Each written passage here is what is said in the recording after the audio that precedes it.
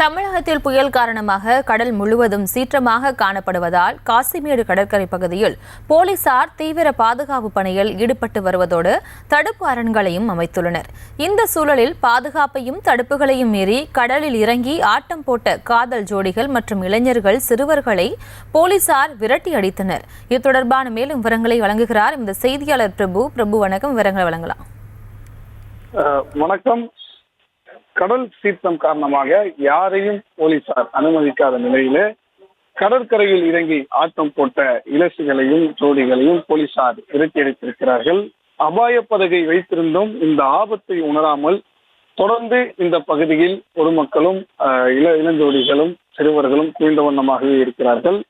வங்கக்கடலில் நிலை கொண்டிருந்த ஆழ்ந்த காற்றழுத்த நிலை புயலாக மாறியதை அடுத்து இந்த கடற்கரை பகுதிகள் முழுவதும் சீற்றமாக காணப்படுகிறது. இதன் ஒரு பகுதியாக தான் வடசென்னை காசிமேடு பகுதியில் சீற்றத்தோடு கடலானது காணப்பட்டு வருகிறது. குறிப்பாக எண்போர் கடற்கரை பகுதியில் கடல் அலை சீற்றத்தோடு இருந்த நிலையில் அங்கு போலீசார் இரும்பு தடுப்புகள் அமைத்து வேலிகள் அமைத்து யாரையும் உள்ளே அனுமதிக்காத வண்ணம் இருந்து கொண்டு அனைவரையும் வெளியேற்றி வந்திருந்தனர்.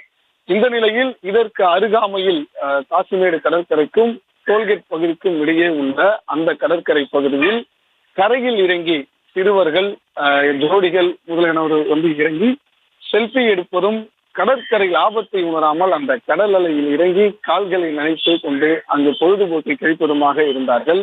அப்போது அங்கு ரோந்து பணியில் இருந்த போலீசாரை கண்டதும் சிறுவர்கள் இளஞ்சோடிகள் என அனைவரும் ஓடக்கூடிய ஒரு சூழல் இருந்தது.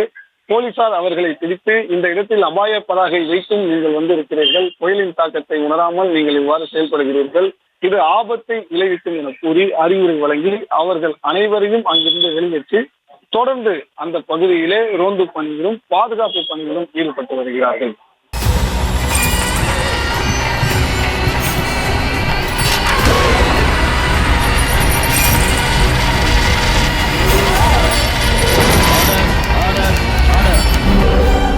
குற்றங்களின் மறுபரிமாணம் நிகழ்தகவு நமது நியூஸ் தமிழ் தொலைக்காட்சியில் விரைவில்.